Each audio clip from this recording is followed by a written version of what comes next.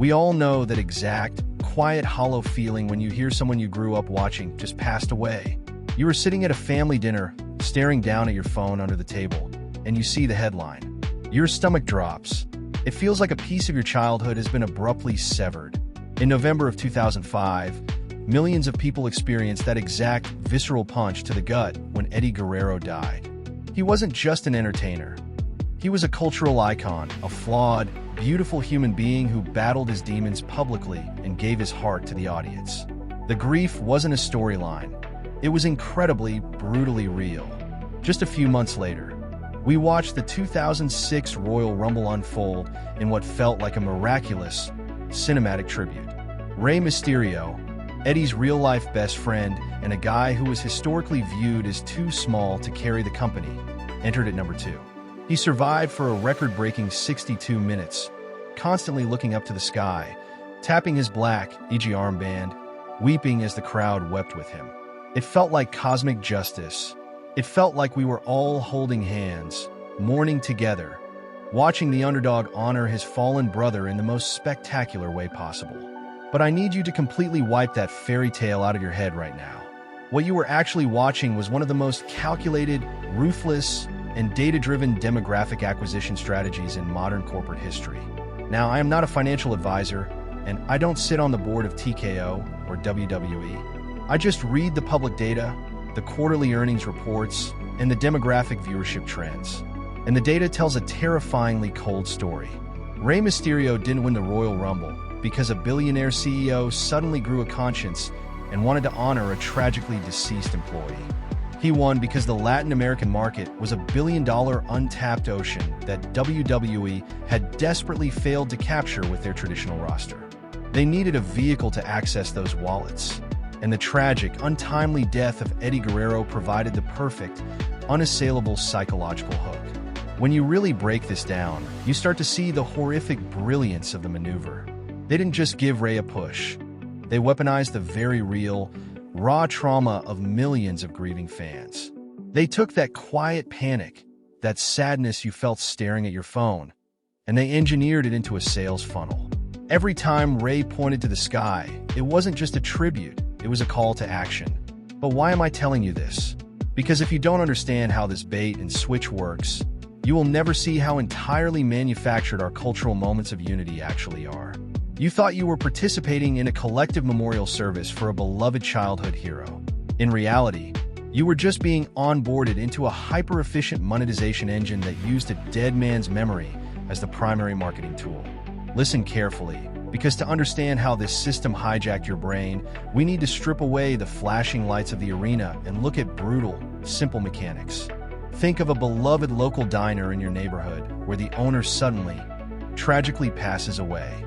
The whole town is devastated. Now, imagine a massive corporate restaurant chain buys the building the next day, slaps a picture of the deceased owner on the menu, and tells you that every time you buy their new, overpriced burger, you are keeping his spirit alive. If you don't buy the burger, you are disrespecting his memory. It's sickening when you scale it down to a neighborhood level, isn't it? That is exactly what happened here, and it operates entirely on evolutionary biology. Human beings are biologically hardwired to bond through shared trauma. When we mourn together, our brains release oxytocin, the trust hormone, because early humans had to stick together after a predator attacked the tribe. Our neurochemistry is practically begging us to find a surrogate, a surviving figure to protect and support so the tribe doesn't fall apart. WWE's marketing machine didn't just understand this biological flaw. They built an entire quarter of their fiscal year around it. They took your genuine mourning and rerouted it into blind brand loyalty.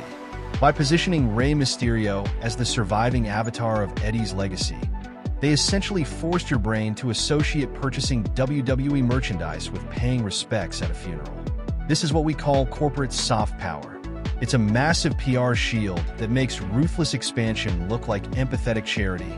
It is exactly like a Marvel movie where the wise, old mentor dies, specifically to give the young hero the emotional motivation to win the final battle, ensuring you go by the new action figure. Except this wasn't a movie script written in a vacuum. This was a real man, with a real family, who died a real, tragic death. And the corporation stepped in, cast themselves as the grieving family members, and effectively set up a toll booth at the cemetery gates. They used soft power to make sure you never questioned the morality of what they were doing.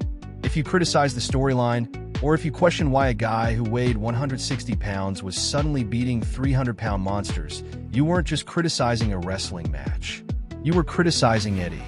They mentally shifted the power dynamics entirely. They made you feel like you were part of a grassroots movement pushing an underdog to the top, completely masking the fact that the corporation holding the strings was carefully calibrating every single tier to match their quarterly projections in the Mexican and South American markets. To pull off a psychological heist this massive, you need an architect who fundamentally views human empathy not as a virtue, but as a heavily exploitable vulnerability. Enter Vince McMahon. Historically, Vince had a massive problem.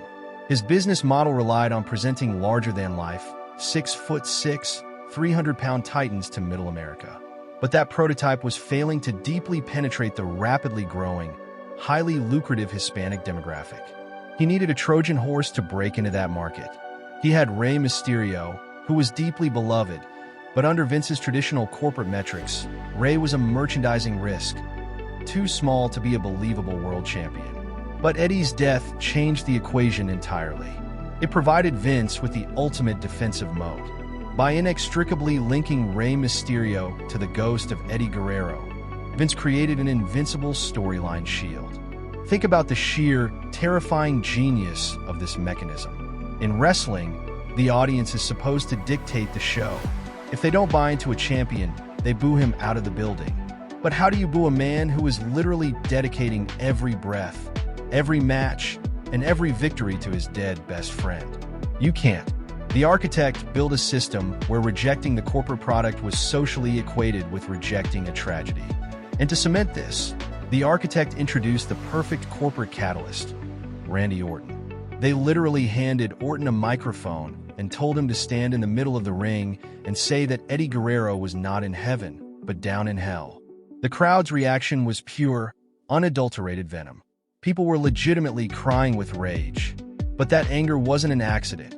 It was the exact fuel required to solidify the new market capture. Let me anchor this for you so you understand the terrifying scale of what happened next. Following this storyline, the Hispanic viewership metrics didn't just tick upward, they exploded. WWE added hundreds of thousands of new viewers in that demographic. That means they were effectively filling a 70,000-seat stadium, the size of the Super Bowl, every single week with brand new fans whose entry point into the product was the weaponized grief over a dead man. The defensive moat worked perfectly. The executives didn't have to worry about the traditional wrestling fans rejecting Rey's size, and they didn't have to worry about the new Hispanic demographic abandoning the product, because leaving meant letting the bad guy win. The architect had successfully taken the unpredictable variable of human emotion, trapped it in a bottle, and sold it back to the audience at a premium markup. When you step back and look at the entire board, the true horror of the 2006 Rey Mysterio title run isn't just that it was opportunistic, it's that it was a perfectly inescapable closed-loop system. Every single arm of the corporate empire was working in synchronized harmony to extract capital from your sadness. You felt a void because a man you respected died. You turned on your television looking for closure. Instead of closure, they gave you a proxy war. They gave you Rey Mysterio fighting the villains who dared to disrespect the dead. So, you watched the weekly television show driving up the ad rates. But watching wasn't enough to process the grief. You needed to physically show your support. So you bought the EG armbands, you bought the Rey Mysterio masks, and you bought the t-shirts, flooding their merchandising arm with unprecedented revenue. And to finally get the emotional payoff, to finally see the bad guy punished and Eddie's honor restored, you had to pay $50 for the WrestleMania 22 pay-per-view. The loop was flawless. Your grief was the raw material, the television show was the factory floor, and your wallet was the final export destination. You thought you were engaging in an act of communal mourning, but you were actually just moving through a carefully designed retail funnel. Think about that hyper-specific pain point again. You were sitting on your couch, maybe a little teary-eyed, watching Rey Mysterio hold the gold belt up to the heavens, feeling like the universe finally made sense. Meanwhile, thousands of miles away, Executives in tailored suits are sitting in a sterile boardroom, pointing at a chart that shows a 30% spike in Latin American market penetration, high-fiving over the fact that a tragic heart attack fixed their demographic problem. When I break this down, you're going to realize how trapped we all are. We want to believe that our empathy, our sadness, and our love for these cultural figures belong to us. We want to believe that when we cry for a fallen hero, it's a sacred, untouchable human experience. But you aren't processing grief. You are just inventory moving through a supply chain of trauma. Your empathy is nothing more than a highly predictable metric on a corporate balance sheet. And the moment your heart breaks, a billionaire is already figuring out how to charge you for the glue to put it back together.